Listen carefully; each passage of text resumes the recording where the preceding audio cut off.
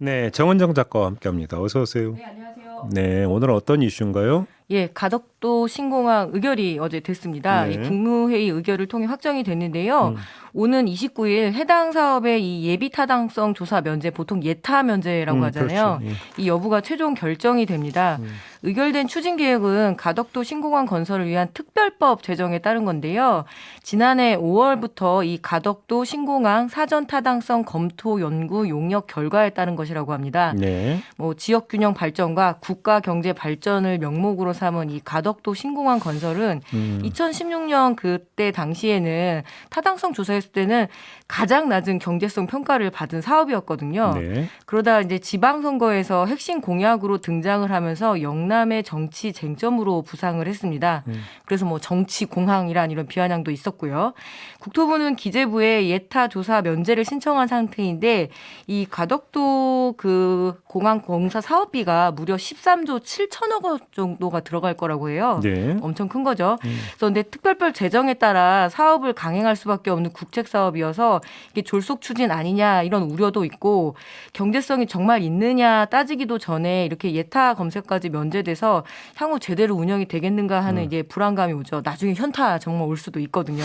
예타의 현타입니까? 오, 네. 예. 이미 무늬만 공항인 곳이 너무 많잖아요, 전국에. 그래서 이 매립을 해서 또 만들어야 하는 일종의 인공섬 공항이기 때문에 네. 이 공사 과정이나 안전성 문제가 충분히 검증이 돼야 되고요.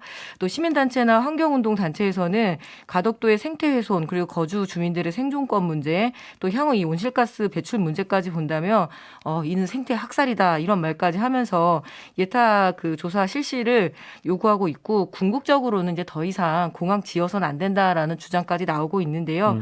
글쎄요, 뭐 무언가를 이렇게 부수고 지어서 지역 발전, 국민 경제 발전 이뤄낼 수 있다는 주장이 타당한지 정말 냉정하게 봐야 될 것 같습니다. 그래서 이게 백할 수 있을까요? 네. 너무 멀리 온 거 아닐까요? 네. 그런 면이 좀 없지 않아 있죠. 네. 자, 두 번째 이슈는요. 예, 두 번째 학술적 판단인가 정치적 판단인가.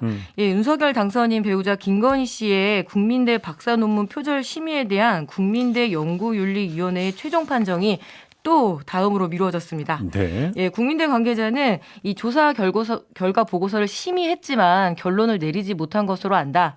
추가 논의가 필요하다. 그런데 이 추가 논의를 위한 다음 회의 날짜는 아직 정하진 않았다라고 하는데요. 제가 과연 결정을 내릴지 모르겠습니다. 결국 이 김건희 씨의 논문 표절 여부에 대한 최종 판단은 다음 달 10일 윤석열 당선자의 출범 이후에 네. 이후에 나올 가능성이 커졌다는 전망이 나오는데요. 네. 지금 연구 부정 여부를 조사하는 이 김건희 씨 논문은 모두 4편입니다. 2008년 국민대 박사 논문 그리고 학술지에 게재한 논문 3편이 포함되는데요. 표절 문제뿐만 아니라 타인의 핵심 아이디어를 도용한 문제까지 의혹이 제기되어서 더 문제인데요. 이 대선 과정에서 배우자 논문에 대한 의혹이 불거지자 국민대는 그때 이제 검증 시 5년이 지났다. 그래서 본조사 불가 판정을 내렸다가 교육부가 이 연구윤리 지침에 검증 시효를 폐지하지 않았느냐 계속 검증하라라고 거듭 요구하자 이제 그때서야 이렇게 시작을 했는데 그때가 11월이었습니다. 그러니까 네. 지금 벌써 한 5개월이 지나서 거의 반년 정도가 됐는데요. 이 박사 학위를 받고 난 다음에 이 학위로 대학 강단에도 섰고 또 주요 경력으로 삼았기 때문에 만약에 이 박사 학위 표절 판정이 나온다라면 굉장히 위중한 위법 행위입니다. 또 국민대는 2014년 문대성 전 새누리당 국회의원 기억하시죠? 네. 그때 박사 논문 표절 결정을 굉장히 좀 빨리 내린 편이거든요. 그때 별명이 문도리콩가 그랬어요. 네, 그렇습니다. 네. 근데 지금은 그때에 비해서 카피킬러부터 해가지고 이 논문 표절 판정을 내릴 수 있는 기술적 보완이 훨씬 더 많이 발전했습니다. 네. 그래서 이토록 이렇게 길게 끌 사안인가 학술적 판단이 아니라 정치적 판단으로 이렇게 재고 있는 건 아닌지 좀 의심스럽네요. 그러니까 이게 무슨 백지 상태에서 사상 초유의 일이어가지고 네네. 뭔가 평가 잣대나 이런 것부터 마련하는 과정이라면 제가 이해를 하겠는데 아니잖아요. 네. 그러니까 그 표절의 기준이 이미 다 나와 있는 거고. 네. 기계적으로 판단해도 금방 나오거든요. 그러니까요. 그래서 항상 논문 쓸 때 차제 연구 과제로 남기겠습니다 하는데 계속 지금 국민대가 차제 과제로 남기고 있네요. 네. 네. 네. 자, 마지막 이슈 가죠. 예, 택시비. 10시 할증 도입이 될까요? 자, 수도권 시내 시외버스 파업이 일단 일단락이 됐습니다. 네. 예, 이번에는 그 택시비 할증 문제가 불거졌는데요. 서울시와 택시업계는 이 택시 대란을 해소하기 위해 현재 자정부터 그러니까 12시부터 새벽 4시까지 택시 요금 심야 할증 시간대거든요. 이 시간을 오후 10시부터 2시간 앞당기는 방안이 검토되고 있습니다. 네. 서울 택시비는 지금 보게 되면 중형 택시 기준으로 기본 요금이 2km당 3,800원, 그리고 심야 시간대는 4,600원인데요. 요즘 이제 사회적 거리 풀리면서 택시 안 잡혀서 굉장히 고생한다는 이야기 많잖아요. 네. 그 이유가 코로나19 때 그 법인 택시가 33%나 줄어들었대요.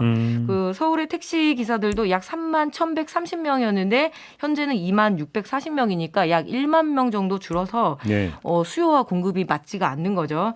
그래서 이런 그 야간 시간대에 택시 공급을 늘리기 위해서라도 이 심야 할증을 좀 도입해야 된다 이렇게 이야기를 하고 있는데 근로기준법상 현재 오후 10시부터 다음 날 오전 6시까지 근무를 하게 되면 통상 임금의 50%를 더 받는 것이 원칙인데 네. 이 야간 근로 수당을 오로지 택시 기사들은 제대로 받지 못했다. 그래서 야간 운전을 더 기피하게 된다라는 그런 주장인데요. 하지만 좀 10시면 또 심야 시간이라고 하기에는 좀 어렵잖아요. 이렇게 할증 시간이 당겨지면 실제로 요금 인상으로밖에 볼 수 없다. 이렇게 이야기를 하고 있는데 업계에서는 할증 시간이 당겨지면 약 3,500여 대 정도의 택시가 추가 운행이 돼서 지금의 이렇게 혹독한 택시 대란 문제가 어느 정도 해결될 것이다. 이런 이야기를 하고 있습니다. 하지만 이 택시비 인상 문제 나올 때마다 시민들은 택시비는 올라도 서비스 질이 오르지 않는다라고 불만이 높습니다. 실제로 이제 심야 할증 시간대 변경 시기가 공교롭게 6일 지방선거 이후에 이제 정해진다라고 하는데 그만큼 좀 민심의 뭐 여론의 눈치를 보고 있는 거겠죠. 근데 이제 보통 이제 개인 네. 택시보다는 법인 택시가 심야 운행이 많잖아요. 네네. 그래서 이제 10시로 할증을 앞당기면 그만큼 이제 매출이 늘어날 네. 테니까 그러면 기사 복지가 늘어나면 기사분들 어떤 수급에 이제 숨통이 트이지 않겠느냐. 네. 뭐 이런 어떤 그 논리 구조인 것 같은데 네. 그렇게 가나요, 근데? 그게 쉽지가 않은 것 같습니다. 예. 그게 이제 그 검증이 돼야 되는 거 아니겠습니까? 그렇습니다. 그것이 택시 회사의 배만 불리는 거냐, 택시 기사에게 이제 골고루 혜택이 돌아가는 거냐. 이게 핵심 포인트인 것 같은데. 네, 시민들도 만약에 정말 택시 기사들에게 간다라면 뭐 어느 정도 받아들이겠지만 한 번도 그런 적이 없지 않느냐라는 불만이 훨씬 더 높더라고요. 네. 알겠습니다. 자, 이렇게 마무리하죠. 정은정 작가였습니다. 고맙습니다. 네, 감사합니다.